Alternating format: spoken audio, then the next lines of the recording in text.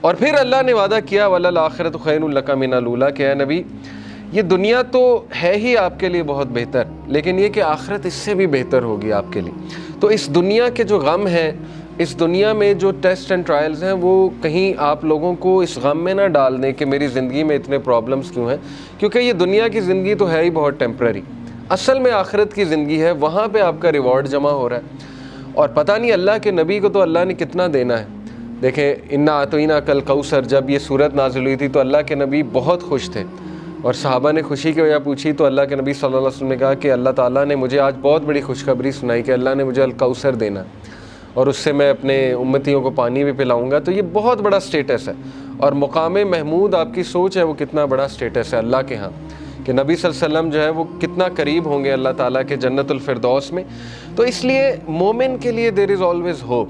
اگر زندگی میں کوئی کمی رہ جاتی ہے، کچھ مل جاتا ہے، کچھ نہیں مل جاتا ہے، تو مومن کبھی بھی ہوپ لیس نہ ہو۔ رسول اللہ صلی اللہ علیہ وسلم کے حوالے سے میں آپ کو ایک زبردست واقعہ ترمذی کا ہے۔ It is recorded by Imam Ahmad bin Hanbal that Abdullah bin Mas'ud said, the messenger of Allah was lying down on a straw mat and it left marks on his side. چٹائی پہ جیسے ہم لیٹتے ہیں نا تو کچھ نشانات پڑ جاتے ہیں، تو اللہ کے نبی صلی اللہ علیہ وسلم کے یہاں کچھ نشانات پڑ گئے اس میٹ کے۔ Then when he woke up he began to rub his side, so I said, عبداللہ بن مسعود نے کہا یا رسول اللہ will you allow us to spread something soft over this straw mat؟ اے اللہ کے نبی اگر آپ حکم کریں تو یہاں پہ میں کوئی سافٹ بچھا دوں۔ اب وہ ظاہر کیئر کرتے تھے صحابہ اللہ کے نبی کی۔ He said, I have nothing to do with this world. میرا اس دنیا سے کیا لینا دینا۔ The parable of me and this world is like a rider who rests in the shade of a tree, then he passes on and leaves it. میری مثال ایسے ہے کہ جیسے ایک رائڈر کی مثال ہوتی ہے کہ جو چل رہا ہوتا ہے اور کچھ دیر کے لیے اس نے ریسٹ کرنا ہوتا ہے کسی شیڈ کے نیچے، ٹری کے نیچے، تو وہ بس ریسٹ کرتا ہے اور اس کے بعد اپنی جرنی پہ چلتا ہے۔ یعنی اس لیول کی فلسفی، اس لیول کا توکل، اس لیول کا یقین، اس لیول کا ایمان، تو زندگی اصل میں گزرتی ہے ایمان سے، توکل سے۔ یہ بلڈ کرنا چاہیے بچوں کا۔ اگر آپ نے کچھ بلڈ کرنا ہی ہے اپنا تو سب سے زیادہ ٹائم اس پہ لگائیں، حق الیقین۔ اللہ کہتے ہیں نا کہ مومنین جو اللہ نے کیا خاص بات بتائی مومنین کی سورہ البقرہ میں، الذین یؤمنون بالغیب ویقیمون الصلاۃ ومما رزقناہم ینفقون والذین یؤمنون بما انزل الیک وما انزل من قبل وبالآخرۃ ھم یوقنون۔ ایک تو غیب پر ایمان، دوسرا یہ کہ آخرت پر یقین، اتنا یقین کہ ان کے ایکشنز بتاتے ہیں۔ ٹھیک ہے نا، مومنین جو ہیں ان کی نظر آخرت پر ہوتی ہے۔ اللہ کے نبی صلی اللہ علیہ وسلم کی نظر جو ہے وہ آخرت پر تھی، تو انہوں نے کہا کہ میرا کیا لینا دینا اس دنیا سے، جو مل گیا مل گیا، اور جو نہ ملا اس پہ بھی الحمدللہ۔ تو یہ بہت بڑا لیسن ہے، یاد رکھیں کہ مومن کا جو دن گزرنا چاہیے نا، وہ جو مائنڈ سیٹ ہونا چاہیے ہمارا، وہ آخرہ اورینٹڈ ہونا چاہیے۔ اس پہ بہت میں بار بار فوکس کرتا ہوں۔ اس لیے اگر آپ نے کچھ پڑھنا ہی ہے نا تو کچھ ایسا پڑھیں جس سے آپ کا یقین بلڈ ہو۔ ٹھیک ہے نا، یقین کیسے بلڈ ہوتا ہے؟ صحابہ کی سٹوریز پڑھ کے یقین بلڈ ہوتا ہے، اللہ کے ناموں کے، اللہ کے ایٹریبیوٹس پڑھ کے یقین بلڈ ہوتا ہے، قرآنک سٹوریز پڑھ کے، انبیاء کی سٹوریز پڑھ کے کہ ان کو کتنا یقین تھا اللہ پہ۔ کتنی مثالیں دیکھیں اللہ نے دی۔ کئی لوگ یہ سوچتے ہیں کہ شاید ہم میٹر ہی نہیں کرتے۔ یقین کریں مجھے کئی لوگوں کے الفاظ یاد ہیں کہ وہ جب بھی ہم ان سے بات کر رہے ہوتے ہیں، کوئی غمگین انسان آتا ہے تو وہ ایسے الفاظ کہتے ہیں کہ شاید ہم اللہ کے لیے میٹر ہی نہیں کرتے، اس پورے نظام میں اللہ کو پتہ نہیں خبر ہے ہماری کہ نہیں ہے۔ یہ اصل میں دیزم کا عقیدہ ہے نا، کرسچنس میں ایک برانچ ہے دیزم، ان کا عقیدہ ہے کہ اللہ نے کائنات بنائی اور چھوڑ دی، تو یہ تو کفر ہے نا۔ اللہ تعالیٰ کا تو ایٹریبیوٹ ہے اللطیف۔ ابھی میں آپ کو اللطیف انشاءاللہ بتاتا ہوں کہ اللطیف ہوتا کون ہے۔ بہرحال اللہ تعالیٰ تو اپنے لوگوں کے بارے میں اتنا باخبر ہے، اور اتنا پریسیجن کے ساتھ اللہ نے ایک ایک چیز کی ہے کہ آپ سوچ نہیں سکتے۔ ابھی میں انشاءاللہ آپ کو اللطیف ریوزٹ کراتا ہوں ہوتا ہے کہ تو یہ بھی شیطان کا وسوسہ ہے کہ ہم اللہ کے لیے میٹر نہیں کرتے۔ اللہ تعالیٰ بتا رہا ہے کہ وَلَلْآخِرَةُ خَيْرٌ لَكَ مِنَ الْأُولَىٰ، اور یہ کہ أَلَمْ يَجِدْكَ يَتِيمًا فَآوَىٰ وَوَجَدَكَ ضَالًّا فَهَدَىٰ، کہ اے نبی تم یتیم تھے، کیا اللہ نے تمہاری ٹیک کیئر نہیں کی؟ جیسے اللہ نے پاسٹ میں تمہاری ٹیک کیئر کی ہے تو فیوچر میں تمہیں چھوڑ دے گا۔ کیسے تم نے امیجن بھی کیسے کر لیا اللہ تعالیٰ سے یہ؟ تو اس لیے شیطان جو ہے یاد رکھیں ہمیشہ آپ کو اللہ کے بارے میں بدگمان کرتا ہے، اور وہ یہ آپ کو کہتا ہے کہ پتہ نہیں اللہ نے تجھے چھوڑ دیا ہے, تو تو میٹر ہی نہیں کرتا اللہ کے لیے, وغیرہ وغیرہ. تو اس لیے یہ بات یاد رکھیں کہ اللہ کے ہاں ہوپ ہی ہوپ ہے. اللہ کے ہاں دیر ہو سکتی ہے لیکن اندھیر نہیں ہے, ٹھیک ہے نا. اس کی بہت سی حکمت ہے اس دیر کی. اللہ تعالیٰ پتہ نہیں آپ کو کیا ریمائنڈر دینا چاہ رہا ہے, آپ سے کیا آپ کو ٹھیک کرنا چاہ رہا ہے, آپ کے کون سے سکلز کو باہر لانا چاہ رہا ہے اللہ. کئی مثالیں نیچر میں دیکھ لیں, کتنی مثالیں. بٹر فلائی کس طرح سے بنتی ہے, کبھی بٹر فلائی کی آپ تخلیق, بٹر فلائی پر کیسے نکالتی ہے, کیٹر پلر سے بٹر فلائی کیسے بنتی, کتنی تکلیف ہوتی ہے اسے, کبھی اس پہ آپ پڑھیں. ایگل جو ہے وہ کس طرح سے اپنے پر نکالتا ہے, کبھی اس پہ ریسرچ کریں جب اس کے پر خراب ہو جاتے ہیں. تو کائنات کی ہر تخلیق اس بات کی گواہی دے رہی ہے کہ ایفرٹ ہے, لیکن یہ کہ اللہ کے ہاں دیر ہے لیکن اندھیر نہیں ہے, اور اللہ تعالیٰ دیتا ہے, ہر ایک کو دیتا ہے. میں نوٹ کر رہا تھا کہ قرآن مجید میں, بلکہ اکثر میں جو میرے پاس لوگ آتے ہیں نا کاؤنسلنگ وغیرہ کے لیے, انہیں میں سمجھاتا ہوں کہ دیکھو قرآن میں کوئی بھی ایک سٹوری بھی ہوپ لیس نہیں ہے. سبحان اللہ. دنیاوی نتائج کے حوالے سے بھی, ایک تو ہے نا اخروی نتائج کے حوالے سے تو ہوپ لیسنس ہو ہی نہیں سکتی مومن کو, دنیاوی نتائج کے حوالے سے ہوپ لیسنس نہیں ہے. آپ دیکھیں حضرت یعقوب علیہ السلام, ان کا غم اس لیول کا تھا کہ اتنا روئے کہ اندھے ہو گئے, لیکن ایٹ دی اینڈ بیٹا بھی واپس ملا, بادشاہ بن کے واپس ملا, اور بینائی بھی واپس آئی.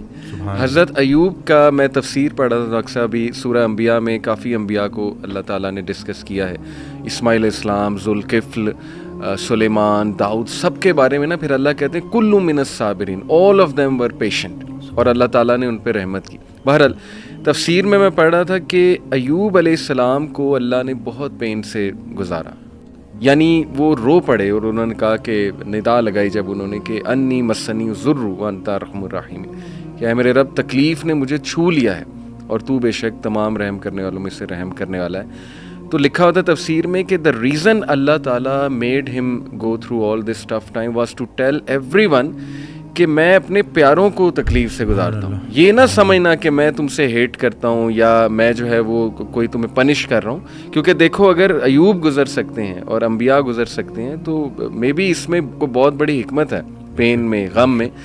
تو لیکن یہ کہ اینڈ میں ریلیف آیا. اللہ کہتے ہیں ہم نے اسے ریلیف دیا اپنے بندے کو, اس کے اولاد اسے واپس کی, وائف تو ساتھ تھی ہی لیکن یہ کہ اولاد بچھڑ گئی تھی. اسی طرح آپ دیکھیں زکریا علیہ السلام اولاد نہیں تھی, رو پڑے. مریم علیہ السلام کو ایک دن دیکھا کہ ان کے پاس پھل ہیں, بے موسمی پھل ہیں, تو دل میں خواہش کی اور نماز میں اللہ سے دعا کی کہ اللہ اگر تو بے موسمی پھل دے سکتا ہے تو تو مجھے اولاد بھی دے سکتا ہے, تو اس پہ قادر ہے. اور پھر یہ الفاظ کہ اللہ میں تجھ سے دعا کر کے کبھی مایوس ہوا ہی نہیں. تو آپ دیکھیں کہ اس وقت بچے دیے اور پھر وہ خود ہی حیران ہو گئے. یعنی آپ انسان کی حالت دیکھیں, پہلے خود ہی دعا کی, پھر جب اللہ تعالیٰ نے بچہ دے دیا تو حیران ہو گئے, کہتے اے رب مجھے کیسے ہو سکتا ہے. اسی طرح کئی مثالیں ڈاکٹر صاحب ہیں, یوسف علیہ السلام کی, موسیٰ علیہ السلام, یعنی سیڈ اینڈنگ تو ہے ہی نہیں. میں ہمیشہ انہیں سمجھاتا ہوں کہ دیکھو اللہ سے امید انسان سے لگاؤ گے تو سیڈ اینڈنگ ہے, وہ پھر سیڈ ہوگی. اللہ سے امید لگاؤ گے تو کوئی نہ کوئی ریپلیسمنٹ آ جائے گی, کوئی نہ کوئی راحت آ جائے گی, کہیں سے کچھ آ جائے گا, اللہ سنبھال لے گا. قائم ذات سے محبت کرو تم بھی قائم کر دیے جاؤ. اللہ اکبر. قائم ذات سے محبت کرنی ہے. اور میں سمجھتا ہوں کہ جب آپ اللہ سے رابطہ شروع کرتے ہیں نا تو اللہ تعالیٰ سگنلز بھیجتا ہے. آپ نے اپنی لائف میں بھی دیکھا ہوگا, اکثر انسان کو نا اللہ تعالیٰ ارد گرد سے دکھا رہا ہوتا ہے کہ دیکھ میں تجھے نکال رہا ہوں اس گند سے, اس ماحول سے, اور لوگ بھیج رہا ہوں تیری طرف. جو کچھ ایسے جملے کہتے ہیں جو اللہ سے محبت پر مبنی جملے ہوتے ہیں, یہ اصل میں اللہ سبحانہ تعالیٰ is talking to you through those people. میرا یہ ایمان ہے. کوئی ویڈیو آپ کے سامنے آ جاتی ہے, کوئی لیکچر کھل جاتا ہے آپ کے سامنے, کوئی میسج آ جاتا ہے, ٹھیک ہے نا, آپ انسٹا دیکھ رہے ہوتے ہیں, اچانک ایک پوسٹ صبر پہ آ جاتی ہے, کچھ اور آ جاتا ہے. یہ اللہ کی طرف سے میسیجز ہوتے ہیں بندے کے لیے کہ تو میری نظروں میں ہے, اور بندوں کے ذریعے آتے ہیں. بندوں کے ذریعے. ایک شعر تھا کہ جب سے سنا ہے یار لباس بشر میں ہے, اب آدمی کچھ اور ہماری نظر میں ہے. قیامت والے دن وہ مفہوم ہے نا کہ جب اللہ تعالیٰ ہم سے پوچھے گا کہ میں بھوکا تھا اور آپ نے مجھے کھانا, تو ہم کہیں گے اللہ آپ کو کب بھوک لگی؟ کہتے نہیں وہ جو بندہ میرا تھا وہ میں ہی تو تھا. تو یہ بس ساری کی ساری بات اسی میں ہے کہ بس اگر اللہ کے قریب ہونا ہے تو لوگوں کے, اور پھر خود کو بھی بچانا ہے اور دوسروں کا بھی خیر. محبت کیا ہے؟ محبت ادھر ادھر دیکھنا نہیں ہے, ایک ہی ڈائریکشن میں دیکھنا. تو جب آپ کی ڈائریکشن اللہ کی طرف ہو جائے نا, پھر اٹھنا بیٹھنا ہر چیز, اور ویسے ہی اللہ تعالیٰ آپ کو مشکل سے نکال لیتا. اور ڈاکٹر صاحب آئی تھنک یہ جو سینٹینس ہے نا جو آپ نے بولا تھا کہ اللہ سنبھال لے گا, بالکل ultimately you have to leave everything to Allah. اور قرآن مجید میں بھی اللہ ایون نبی صلی اللہ علیہ وسلم کہتے ہیں نا کہ تم مشورہ کرو لیکن اس کے بعد اللہ پہ توکل کرو اور چھوڑ دو, اللہ تعالیٰ اس کو سنبھال لے گا. آئی تھنک جب ہمیں یہ بلیف ہو گیا نا کہ کائنات کا نظام چلانے والا اللہ ہے, لوگوں کے دلوں کا کنٹرول اللہ کی 2 انگلیوں کے درمیان ہے, یہ حدیث میں آتا ہے, ہر چیز ایٹم بھی موو نہیں کر سکتا اللہ کی اجازت کے بغیر. اللہ الوکیل ہے جس کا مطلب ہے ڈسپوزر آف افیئرز, تمام افیئرز اللہ نے ڈسپوز آف کرنے ہیں. جو آپ کی زندگی میں ہو رہا ہے یہ آپ توکل رکھیں, یقین رکھیں کہ وہ اللہ کی اجازت سے ہو رہا ہے, اس کا ایک مقصد ہے. بس آپ نے یہ تلاش کرنا ہے بجائے کہ اس غم کو اپنے سر پہ چڑھانے کے. جیسے آپ نے کہا you just have to find out کہ یار یہ آیا کیوں ہے, اس کا مقصد کیا ہے, یہ مجھے کیا سکھانا چاہ رہا ہے. اور سجدے میں جا کے بندہ رو پڑے اللہ کے آگے, اللہ سے تقویت مانگے, اللہ سے کہے کہ اللہ مجھے پرسپیکٹیو دے. بلکہ میں ایک کوٹ پڑھ رہا تھا, ایون دو ہی از اے نان مسلم رائٹر ہے بہت بڑا, میرے ذہن سے ابھی خیر نام نکل گیا, انہوں نے بڑی کمال کی بات کی. انہوں نے کہا oh my lord make me brave and مجھے ایسی سکت دے کہ میں اپنے غم سے وہ ریزن ڈھونڈ سکوں کہ یہ آیا کیوں ہے. سبحان اللہ. یعنی ایون دو از اے نان مسلم لیکن یہ کہ اتنی اس میں عقل ہے کہ وہ یہ دعا کر رہا ہے. تو یہی بات ہے کہ وزڈم فائنڈ آؤٹ کرو کہ یہ کیوں آیا ہے. اور بلکہ میں ڈاکٹر صاحب ایک میرے دوست ہیں بڑے اچھے اسکالر ہیں, انہوں نے ایک بڑی پیاری بات کی. انہوں نے کہا کہ جب بندے پہ غم آئے نا تو چلو کچھ دیر غمگین رہنا یہ نیچرل ہے, فطری ہے. رسول اللہ صلی اللہ علیہ وسلم پہ بڑے غم آئے, حضرت خدیجہ کی جو ڈیتھ تھی وہ اس سے بڑا غم نہیں تھا.